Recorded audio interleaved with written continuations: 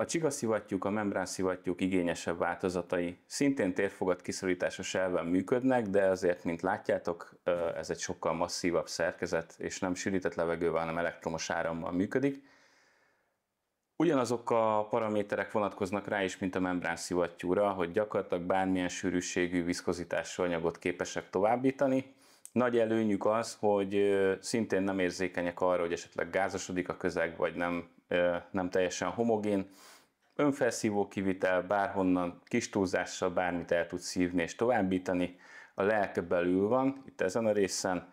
Van benne egy forgórész, rotornak hívunk, az gyakorlatilag egy tengelyen lévő csiga. Ez az, ami a motor erejét kihasználva folyamatosan préseli előre a szivattyúzott közeget, illetve van egy állórész, ami többnyire valamilyen elasztomer, vagy valamilyen gumi, és az, ami megakadályozza azt, hogy a csigától el tudjon távolodni a szivattyúzott közeg. Ez olyan jól működik ezekben a kialakításokban, amit mondtam is, hogy önfelszívó kivitelekről beszélünk.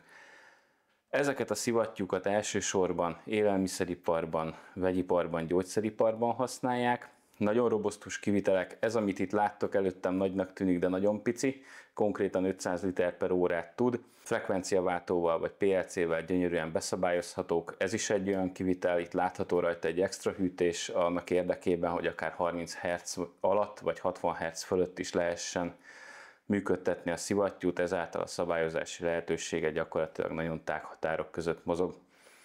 Mindenféleképpen oda kell figyelni a szivattyú anyagminőség kiválasztásánál arra, hogy az állórész megfelelő legyen a közeghez. Nagyon sok múlik rajta, a szivattyú élettartamát gyakorlatilag ezzel tudjuk meghatározni.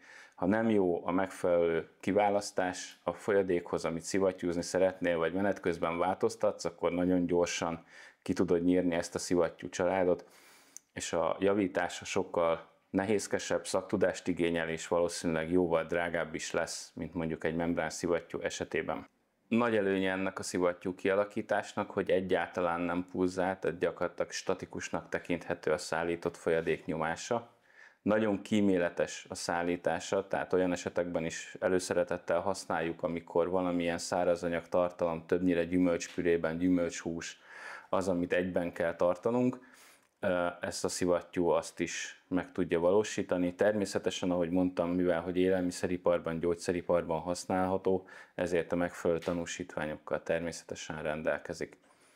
Minden szivattyú családunk a termékportfólióban úgy épül fel tudatosan, hogy van egy nagy márka, amit forgalmazunk, és van egy kevésbé ismert alternatív, letesztelt, már bizonyított gyártó, akivel kapcsolatban állunk, mert nem mindenki tudja megfizetni a nagy márka névhez tartozó árat, és nem is mindig feltétlenül szükséges. Csigaszivattyúk esetében a Netsch termékeit forgalmazzuk, illetve amit előttem is láttok, a Novarotors olasz szivattyúinak vagyunk a magyarországi forgalmazói. Ez a szivattyú konkrétan élelmiszeriparba fog majd menni, nem sokára szállítjuk ki, azt nem mondhatom meg, hogy hova.